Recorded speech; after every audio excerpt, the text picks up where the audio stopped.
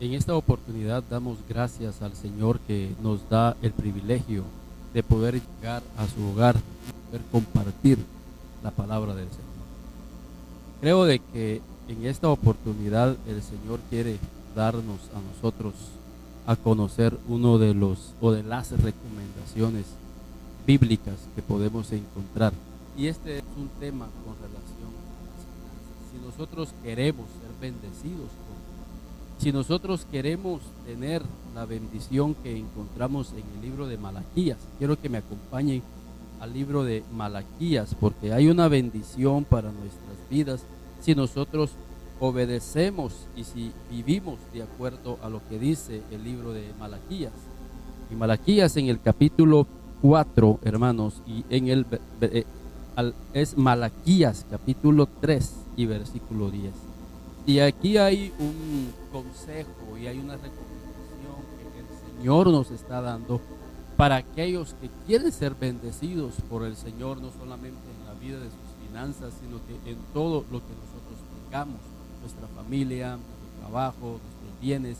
Y el Señor dice en Malaquías 3:10, traed todos los diezmos al alfolí y haya alimento en mi casa.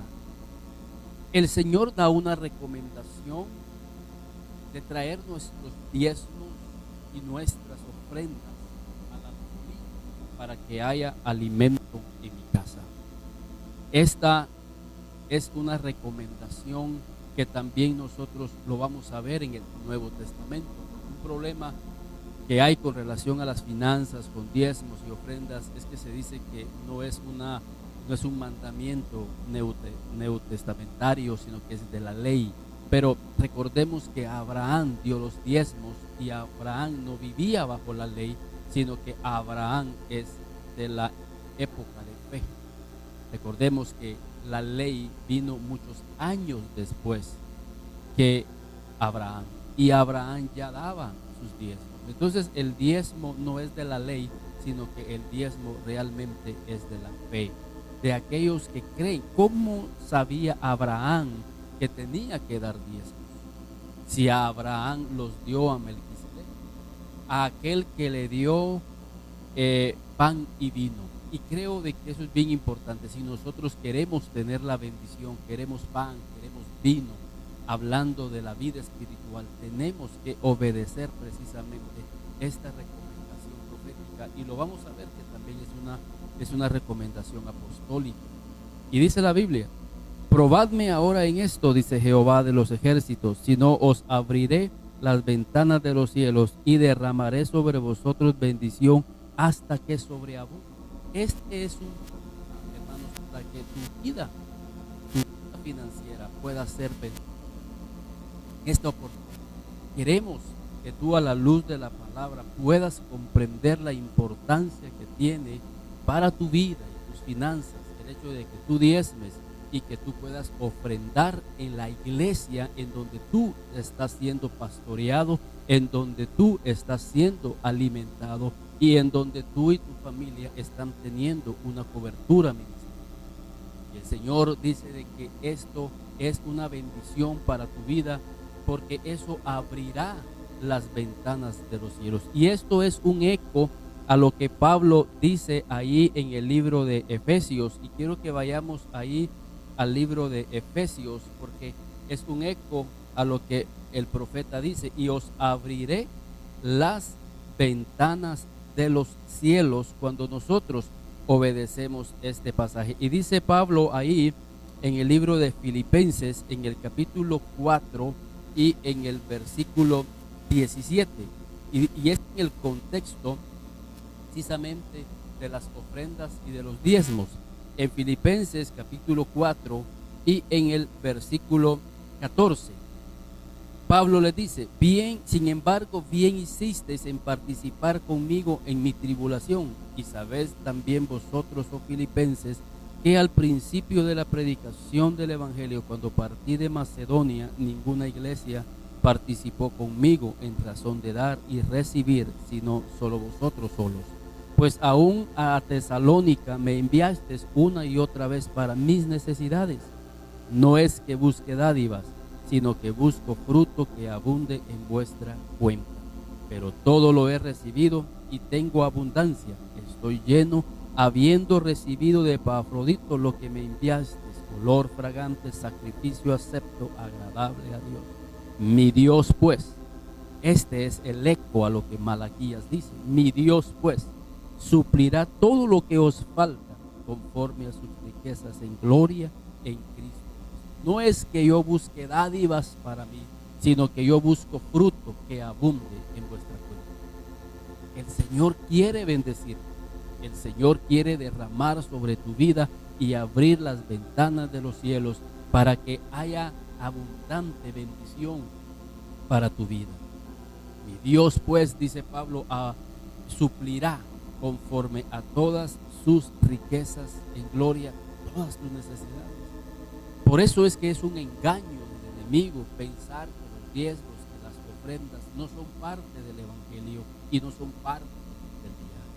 Pero el Señor, a través de los profetas y a través de los apóstoles, confirma que este mandamiento realmente está para ser cumplido hoy en nuestros días.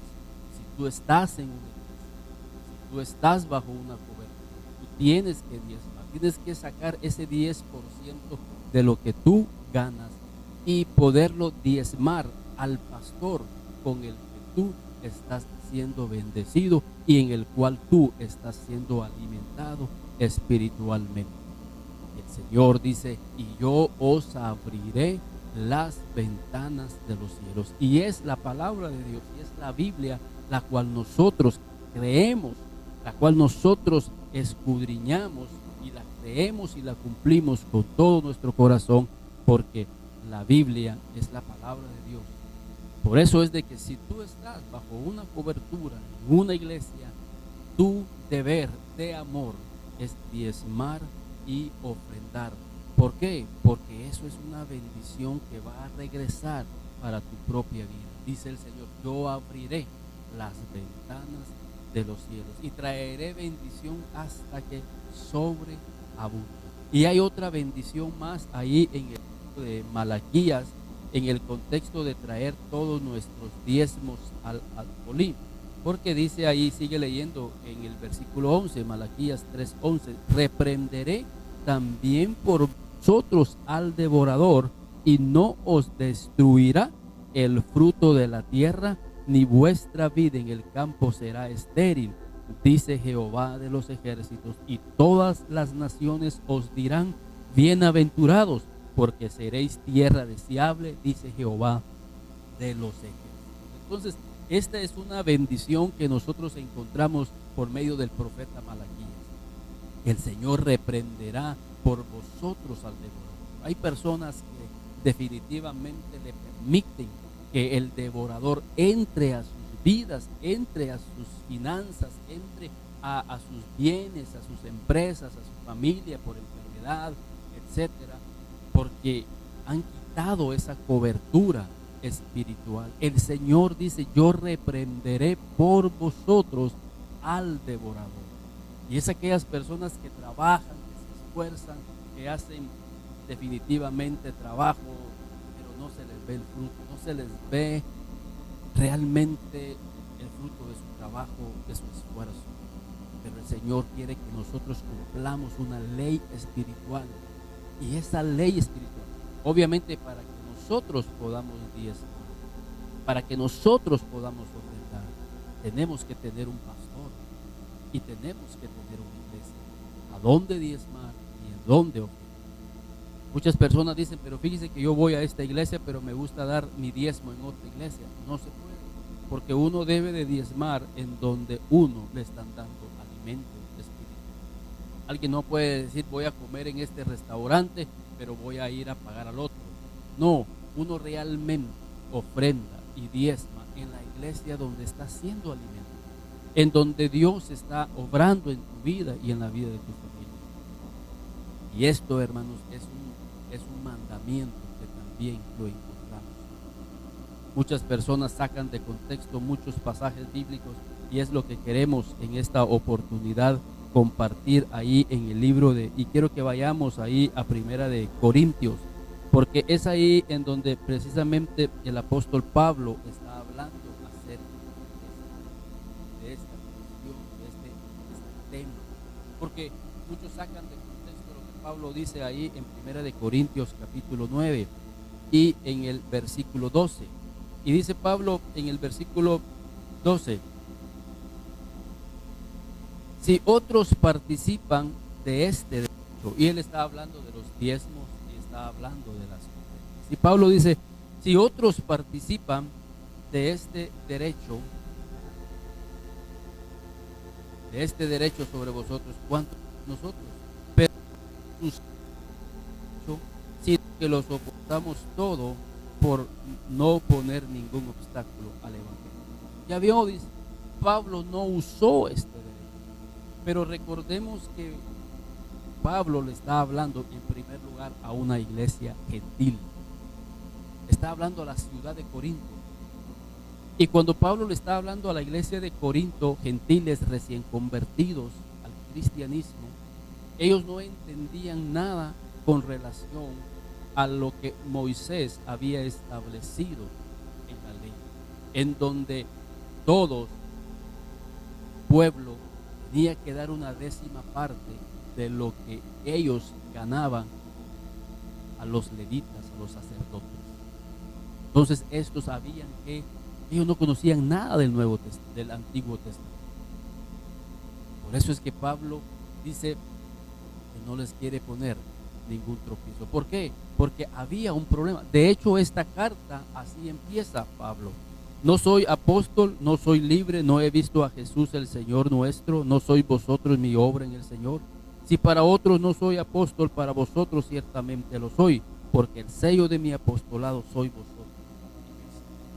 Pablo le estaba diciendo a ellos: miren, el mejor testimonio de que yo soy un apóstol son ustedes mismos, es el fruto, es la evidencia.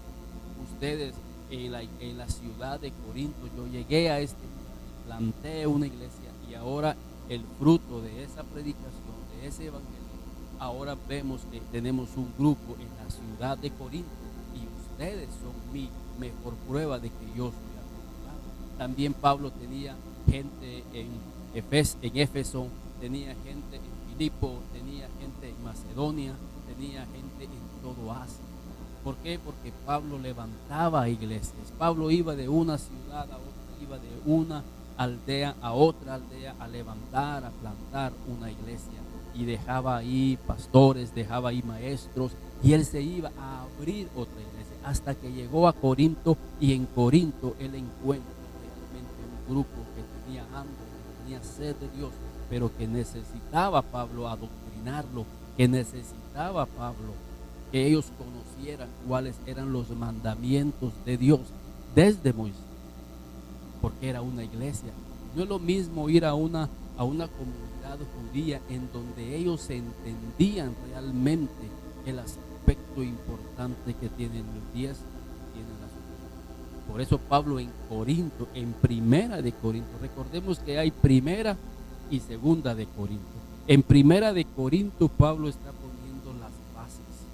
Ya en Segunda de Corinto vemos una iglesia que está ansiosa, que está deseosa de querer diezmar y de querer ofrendar. Entonces muchas veces sacamos de contexto porque solo estamos viendo, miren, Pablo aquí no usó ese derecho, pero Pablo les está explicando a ellos, y les dice Pablo unos versículos antes: si nosotros, ahí en Primera de Corintios 9:11, si nosotros sembramos entre vosotros lo espiritual, es gran cosa si segáremos de vosotros lo material. Pablo está diciendo y les está aclarando a esta iglesia: nosotros sembramos en ustedes lo espiritual, nosotros venimos y plantamos en ustedes la palabra, plantamos en ustedes la vida del Espíritu, plantamos en ustedes las promesas, los pactos. Ustedes estaban alejados de los pactos, pero ahora en Jesucristo ustedes oyeron el evangelio, ustedes oyeron las buenas nuevas, Y por eso tenemos una iglesia en Corinto en donde se están gozando del Espíritu Santo, en donde están recibiendo la liberación en sus vidas, en sus corazones, aquellas cosas que ustedes no podían vencer, aquella tristeza, aquellas depresiones, aquellos pensamientos. Pero ahora en Cristo ustedes encontraron una vida nueva, encontraron una libertad que antes no la tenían. Eso era sembrar en ellos lo espiritual. Y Pablo dice, pues, versículo 11, si nosotros sembramos entre vosotros lo espiritual, es de gran cosa si segáremos de vosotros lo material. Es justo, y claro que es justo. Pablo estaba haciendo una siembra en ellos espiritual. Era obvio y lógico que ellos también segaran en ellos lo material. Y ese es algo, ese es un mandamiento que nosotros en la iglesia tenemos que comprender. Y queremos y deseamos por eso compartir esta carta que Pablo le está enviando a los corintios. Y sigue diciendo Pablo en el versículo 7, ¿quién fue jamás soldado a sus propias expensas? ¿Quién planta viña y no come de su fruto? Y Pablo empieza a hacer una analogía. Y saca la analogía primero de un soldado. Dice, ¿quién fue jamás soldado a sus propias expensas? O sea, él está comparando la vida de un soldado que presta sus servicios a la milicia y que por ese servicio, ese soldado está recibiendo una paga, está recibiendo una recompensa. Luego Pablo lo lleva a otra analogía, en la analogía de un sembrador que planta viña. Y dice, ¿acaso ese sembrador no vive de las viñas, no vive de lo que sembró? ¿O acaso hay algún labrador que siembra y que no goza de lo que ha sembrado? Entonces Pablo dice, y si nosotros sembramos en ustedes Corintios son un campo en donde nosotros llegamos a sembrar las cosas eternas, en donde nosotros llegamos a sembrar la vida del Espíritu. No es que nosotros podamos beber y comer de ese fruto cosechando de ustedes lo material. ¿Por qué? Porque habían vidas que vivían fracasadas, habían vidas que tenían una vida financiera fracasada, pero desde que conocieron a Dios y empezaron a vivir bajo los principios de Dios, bajo las ordenanzas de Dios, cuando sus vidas morales empezaron a alinearse a la vida del Espíritu y a cambiar en su moral, en su ética, empezaron a ser más justos, empezaron a ser más rectos, empezaron a ser más honestos. Entonces las puertas de trabajo, de inversiones, empezó a hacer bendición para sus vidas. Y antes, cuando no les alcanzaba por esa vida desordenada que ahora que han encontrado el orden de Dios para sus vidas, empiezan a fructificar, empiezan a ser productivos, empiezan a ser prósperos. El Señor hizo una obra en sus corazones a través de la vida de un apóstol llamado. Pero Pablo necesitó tiempo. Pablo necesitó pasar muchas horas orando. Pablo necesitó muchas horas meditando en la palabra. Pablo ocupó mucho tiempo en visitar a cada uno de ellos en sus casas. Era un trabajo eterno que Pablo estaba haciendo en muchas vidas. Por eso decía Pablo, es justo que nosotros sembramos en ustedes lo espiritual, nosotros seguimos en ustedes lo material, ofrendas y diezmos. Y eso abre las ventanas de los cielos, hace que el fruto del Señor en la cuenta de ustedes sobreabunde de una manera sobrenatural. Y dice, sigue leyendo Pablo y dice, ¿o quién apacienta el rebaño y no toma de la leche del rebaño? Digo esto solo como hombre, ¿no dice esto también la ley? Porque en la ley de Moisés está escrito, no pondrás bozal al buey que trilla. ¿Tiene Dios cuidado de los bueyes? ¿O lo dice enteramente por nosotros? Pues por nosotros se escribió, porque con esperanza debe arar el que ara, y el que trilla con esperanza debe de recibir del fruto. Entonces Pablo, a través el Espíritu Santo a través de Pablo está utilizando una analogía en lo material para aplicarlo a lo espiritual. Si nosotros estamos cultivando ovejas, que nosotros podamos vivir de esas ovejas. ¿Acaso en lo natural no es así? Y déjeme decirle algo, yo no estoy diciendo esto porque yo soy pastor, yo soy parte de una iglesia y soy oveja. Yo no trabajo tiempo completo en la iglesia, yo tengo mi trabajo, soy profesional, trabajo en las universidades, trabajo haciendo consultorías como psicólogo, estoy trabajando en muchas áreas de la vida secular. Tengo un pastor al cual el Señor ha puesto y ha bendecido grandemente mi vida y la vida de mi familia. Yo con mi familia aportamos nuestros diezmos y aportamos nuestras ofrendas. Y déjeme decirle que he visto la mano de Dios, he visto la misericordia de Dios. Hasta el día de hoy no hemos visitado por mucho tiempo un médico. Mi hija recién nacida, ya un año, a Dios gracias, sana completamente. Dios ha sido fiel, Dios ha sido maravilloso. Y sí, hemos pasado por algunas enfermedades, hemos pasado por algunas circunstancias difíciles, pero la mano de Dios ha estado, su protección ha estado. Y el deseo en esta oportunidad de poderle compartir a usted estas enseñanzas es porque queremos que también usted sea bendecido y que podamos obedecer y que podamos cumplir los mandamientos. Y esta área financiera es bien importante que nosotros podamos saber. Si usted es parte de una iglesia, es parte de un ministerio, usted tiene que bendecir a aquel hombre de Dios que ha sembrado en usted la vida del Espíritu, que ha sembrado las cosas eternas en su vida y en la vida de su familia. Por eso dice el apóstol Pablo en el versículo 11, si nosotros sembramos entre vosotros lo espiritual, es gran cosa si segaremos de vosotros lo material. Y sigue diciendo en el versículo 13, ¿no sabéis que los que trabajan en las cosas sagradas comen del templo y que los que sirven del altar participan? Así fue en el Antiguo Testamento. Y Pablo lo está trayendo y está utilizando la analogía del Antiguo Testamento, y qué lamentable que muchos no lo utilizan en cuestión de las finanzas. Sí lo utilizan en cuestión de las promesas, utilizan en cuestiones de estudios, pero ya aplicar el Antiguo Testamento a la vida financiera, decimos no, el diezmo y las ofrendas son del Antiguo Testamento, pero Pablo, el apóstol Pablo, el que escribió el 70% del Nuevo Testamento, y él utilizó como base las escrituras del Antiguo Testamento, no tenía otras escrituras. Pablo vivía y enseñaba de acuerdo a las escrituras del Antiguo Testamento. Y con relación a lo financiero, Pablo está diciendo, ¿no sabéis que los que trabajan del altar viven, del altar comen? ¿Por qué? Porque la tribu de Leví, los sacerdotes, ellos no tenían una heredad entre los hijos de Israel. A todos se les dio tierra, a las 11 tribus. Pero hubo una tribu, la tribu de Leví, en donde estaban los sacerdotes quienes ministraban en el altar. Ellos no tenían que trabajar, ellos tenían que dedicarse el 100% a servir al Señor y ministrar al pueblo.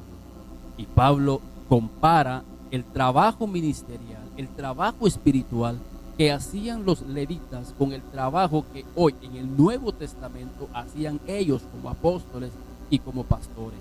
Y dice Pablo a la luz de eso, así también ordenó el Señor a todos los que anuncian el Evangelio que vivan del Evangelio, literalmente. Dice, así lo mandó el Señor. Este no es un mandamiento de los apóstoles, este no es un mandamiento moderno, esto lo estableció el Señor Jesús.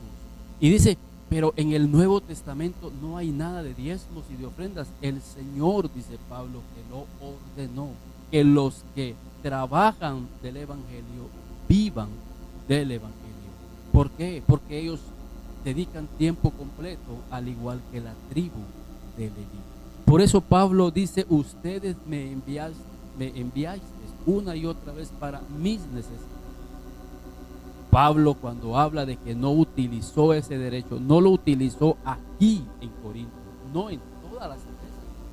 Y solo fue al inicio de la ministración en la iglesia de Corinto. Pero cuando usted va a segunda de Corinto, se va a dar cuenta que ya las bases apostólicas y proféticas se habían establecido en esa iglesia.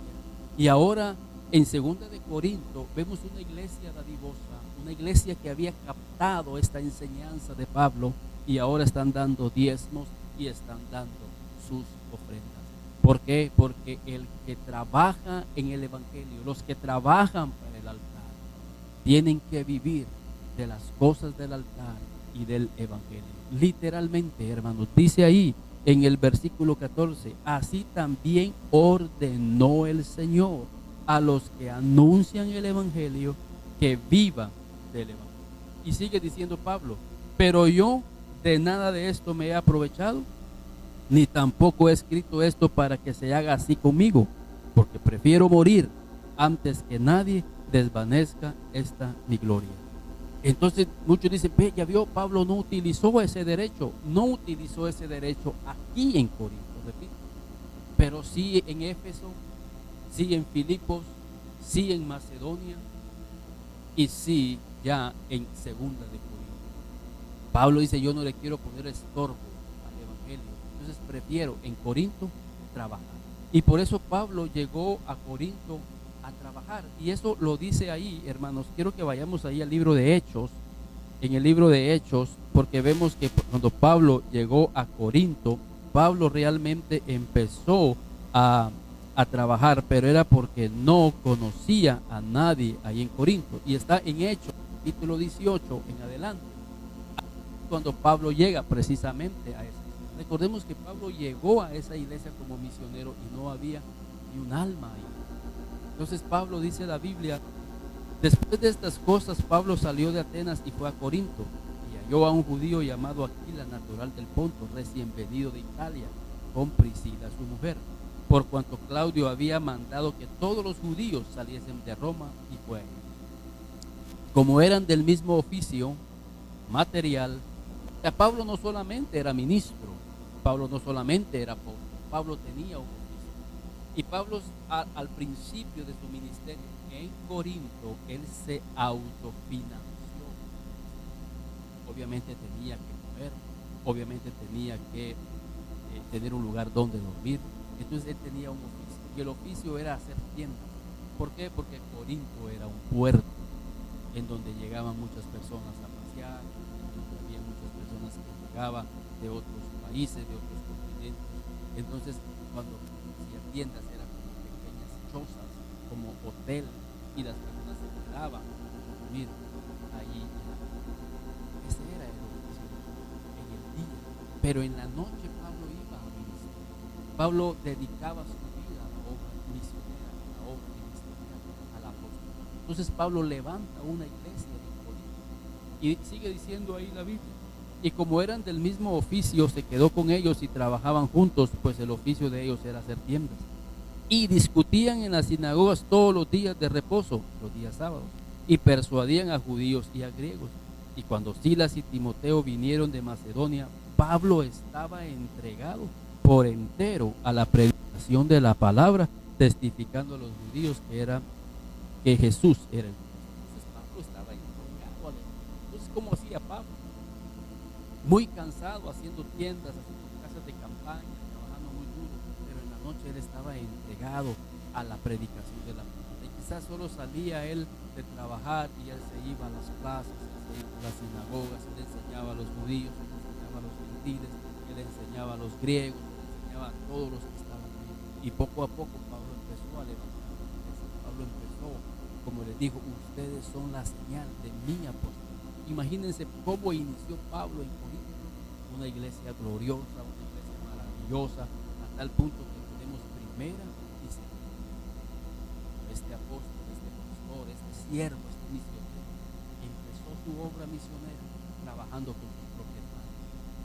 Pero cuando la iglesia creció, cuando la iglesia fue grande, cuando empezaron a llegar muchas familias, entonces era el tiempo en que Pablo tenía que trabajar ya no en tiendas, sino que en la obra ministerial con las familias. Muchas familias se acercaban y decían: Pablo, tenemos problemas. Pablo, tengo problemas con mi hijo. Dice: Pablo, tengo problemas en mi matrimonio. Pablo, necesitamos que tú llegues a nuestra casa. Pablo, necesitamos que tú nos visites. Pablo, nosotros tenemos un familiar que queremos que tú llegues y lo necesitas un trabajo. Eso se necesita tiempo, eso se necesita preparación, eso se necesita estudio, eso necesita que pasemos más tiempo en la iglesia esperando y ministrando, más aún los tiempos de servicio, preparar el sermón para orar para ver qué palabra profética tiene el Señor para la iglesia. Esa es la gente que vive del Evangelio. ¿Por qué? Porque se dedica su vida a ministrar, a llevar vidas eternamente. Pablo dice: no utilicé ese derecho, sino que yo con mis propias manos empecé a trabajar. Pero hermanos, entendamos que solo fue en el inicio de la iglesia de Corinto. Pablo dice: no utilicé ese derecho para no poner estorbo. ¿Por qué? Porque estos de Corinto, y ese es el punto, no habían comprendido al principio de los diezmos. Y es lo que pasa hoy en día. Por eso es que la palabra es para la iglesia. Dice Pablo ahí, Pablo le escribe a Timoteo con relación a la palabra del Señor. Y dice ahí en primera de Timoteo, segunda de Timoteo, en el capítulo 3, dice en el versículo 3 de 16: toda la escritura es inspirada por Dios y útil para enseñar, para redarguir, para corregir, para instruir en justicia, a fin de que el hombre de Dios, la escritura es el hombre de Dios, para aquel que entiende las cosas espirituales. Yo puedo llegar y empezar a querer que el hombre natural, aquel hombre que no ha nacido de nuevo, que no ha tenido un encuentro con el Espíritu Santo, aquel que está su corazón lejos de Dios, querer pretender que él viva de acuerdo a estos mandamientos, porque la palabra es para el hombre de Dios que quiere vivir de acuerdo a estos mandamientos. Entonces Pablo llega a Corinto, una iglesia en donde él tenía que adoctrinarla, tenía que enseñarle, y tenía que enseñarle todos los principios, que tenía que enseñarles todo lo que Moisés había enseñado. Y una de esas enseñanzas era precisamente los diezmos y las ofrendas. ¿Para qué? Para el sostenimiento de la obra de Dios. Pero por el otro lado, para hacer que sobreabundara en bendiciones a aquellos que iban a dar sus diezmos y sus ofrendas. Pablo no quería quitarles esa bendición. Y es el propósito por el cual nosotros queremos y estamos compartiendo con usted esta enseñanza, porque queremos que usted primeramente obedezca la palabra de Dios, que usted pueda vivir bajo los principios del reino, y que usted, conforme haya prosperado, dice la Biblia, usted pueda sacar sus diezmos y que usted pueda sacar sus ofrendas. La diferencia es que el diezmo va para el ministro, va para el sacerdote, va para el pastor, mientras las ofrendas van para la administración de todos los gastos que conlleva la iglesia como edificio, en donde hay que pagar luz, en donde hay que comprar ventiladores, en donde hay que comprar bancas, en donde hay que pagarle a la persona que hace el mantenimiento, que hay que pagar todos los recibos que llegan, el agua. Todo eso es sostenido precisamente por la iglesia.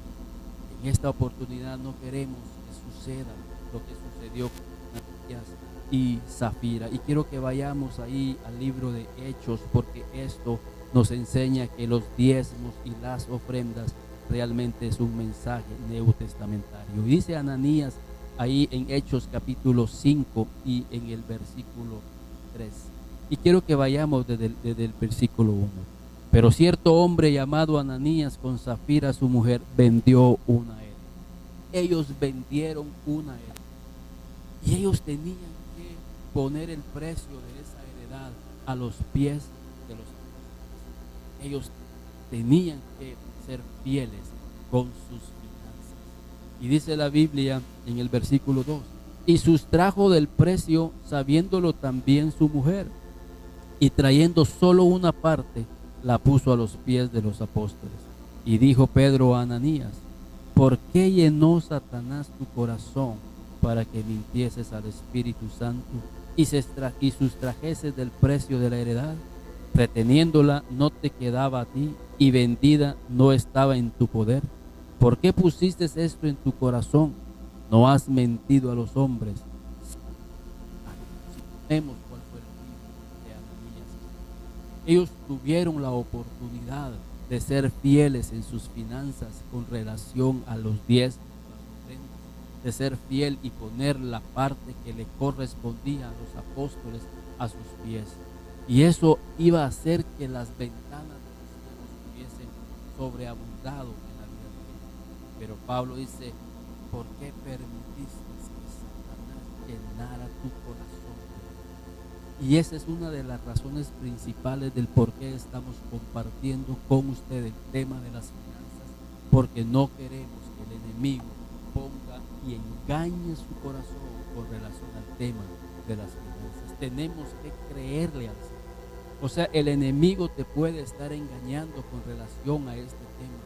Puede estar llegando a afectar tu entendimiento con relación a las finanzas y terminar trágicamente como terminó Ananías. Cuando el Señor lo que quiere es que tú seas bendecido, que yo sea bendecido con el tema de las finanzas, que seamos fieles, que podamos ser como este hombre llamado Bernabé, que traducido es hijo de consolación, un levita natural de Chipre. Y dice ahí en Hechos, en el capítulo 4 y en el versículo 36, fíjense, es lo mismo que hizo Ananías.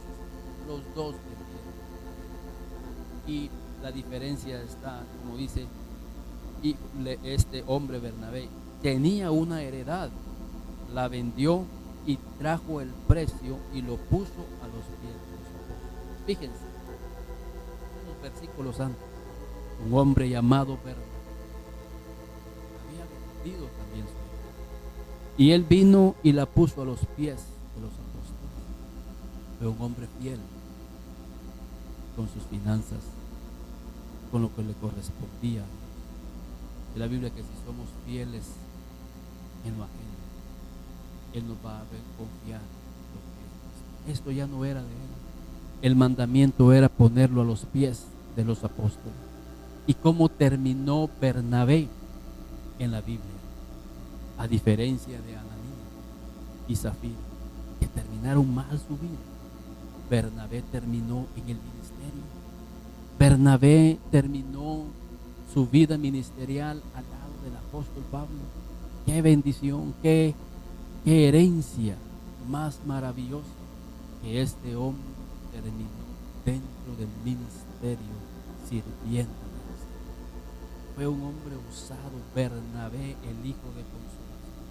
Fue un hombre que Dios utilizó en el ministerio, en donde Pablo iba, ahí iba Bernabé.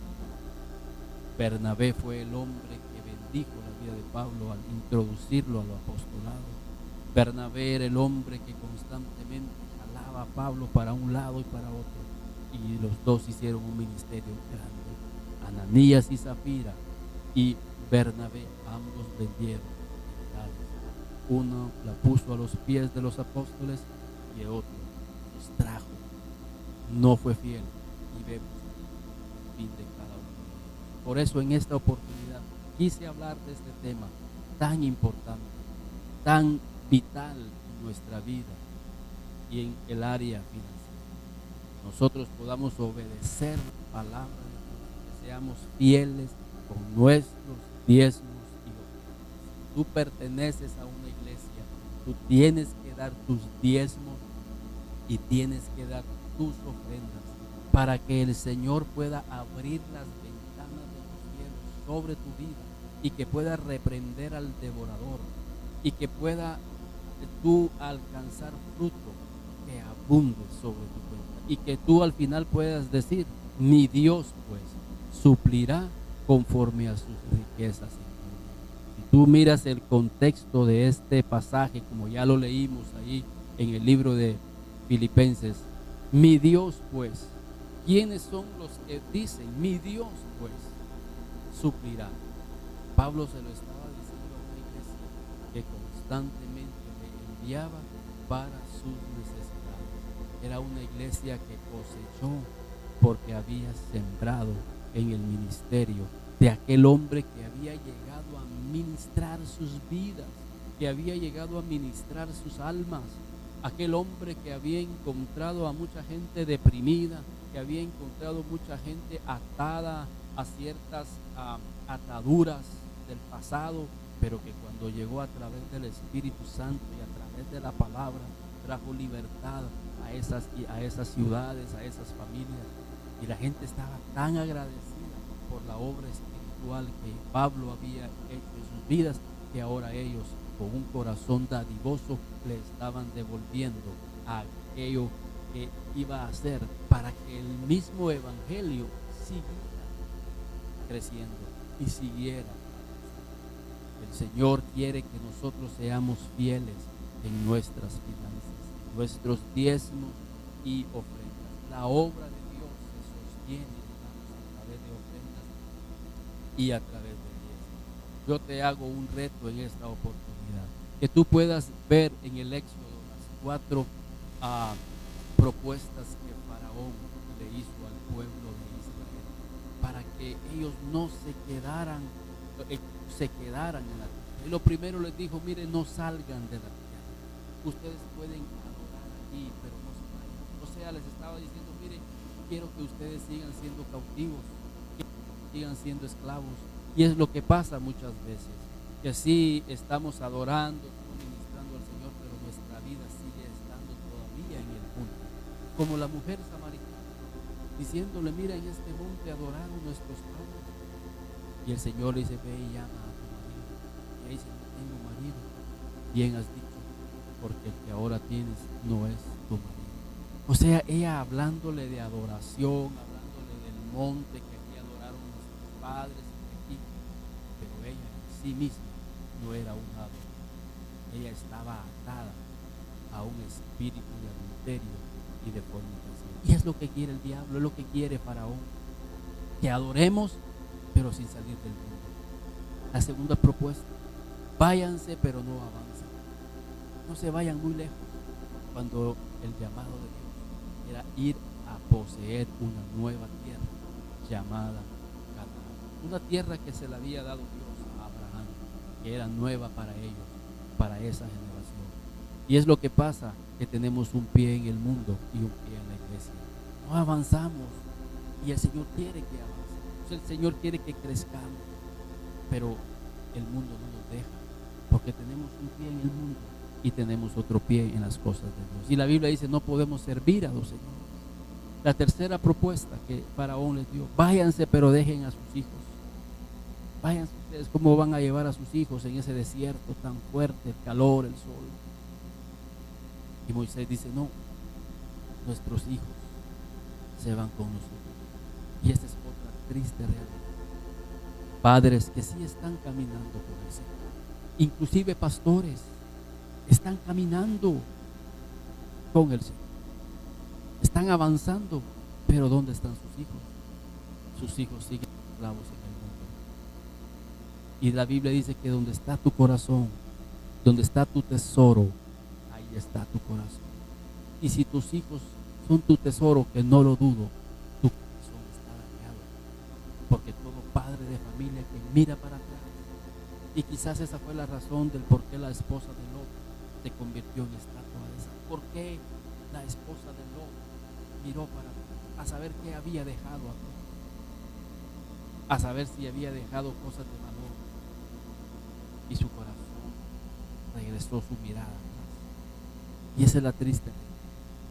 Inclusive pastores, líderes, hermanos, que le están creyendo la mentira a Satanás, están negociando con el enemigo. Caminen ustedes, avancen ustedes en su vida cristiana, pero dejen a sus hijos aquí en Egipto. ¿Y cuántos hijos están en Egipto? pero que oremos, pidámosle, Señor, en nuestras oraciones matutinas y en nuestras oraciones de madrugada y de noche, y oremos con el pastor, porque para eso están los pastores, por eso trabajan tiempo completo, para que llegues y ministres con él y digas, Señor, que nuestro hijo regrese y que nuestro hijo sea parte.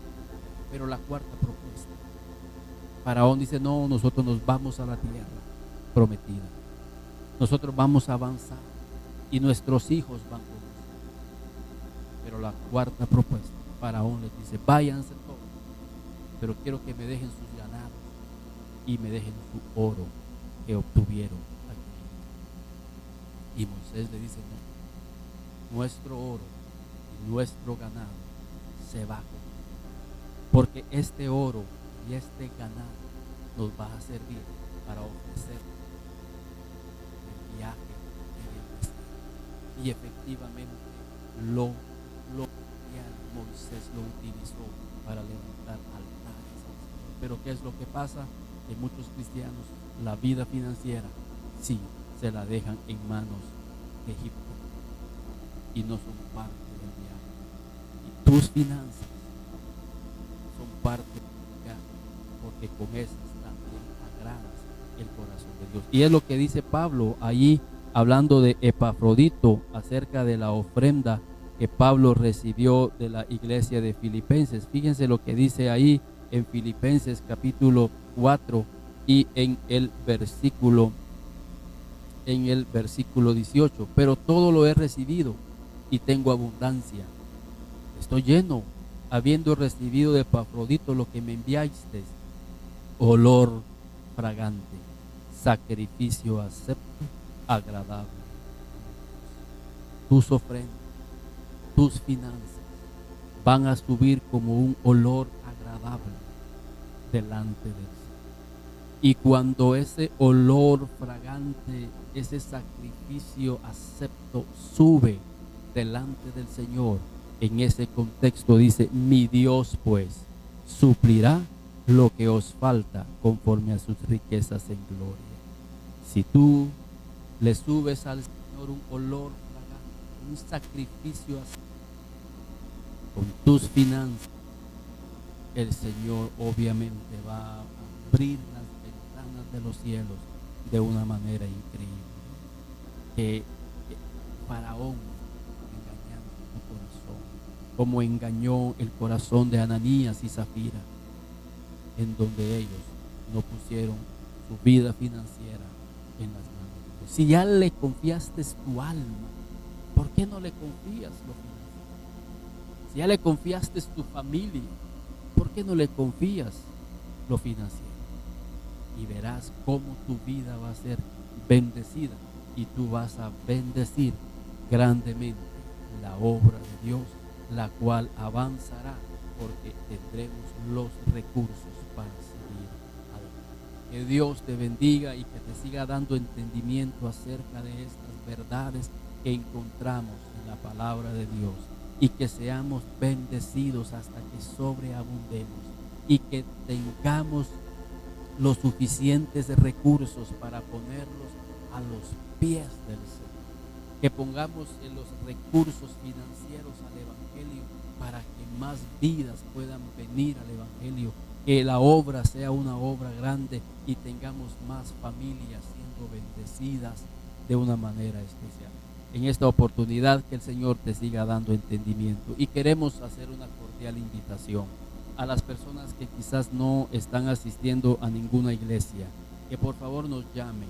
El teléfono aparece ahí en pantalla, llámenos por favor, queremos saber de usted, queremos orar por su vida, queremos orar por su familia. Si usted está pasando una necesidad, queremos escuchar y queremos ayudar, queremos aportar. Tenemos estudios bíblicos los días martes en los hogares aquí en Zacapa, en la zona de Zacapa. En Estanzuela tenemos la iglesia, pero si usted es de algún otro municipio, llámenos y por favor queremos estar en comunicación con usted. Y si usted está en un municipio, claro, podemos también ahí ir a hacer un grupo de comunión familiar en su casa, en su patio, y poder convivir sanamente a través y con la palabra del Señor. tú.